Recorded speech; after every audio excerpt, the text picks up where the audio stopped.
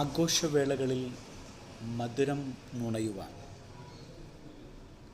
കേരളത്തിൻ്റെ തനതു രുചിയിൽ മധുര പലഹാരങ്ങൾ ഉണ്ടാക്കി നൽകപ്പെടും. മെസ്സീനയിലെ പാത്തിയിൽ നിന്ന് ആവശ്യക്കാർക്ക് മധുര പലഹാരങ്ങൾ,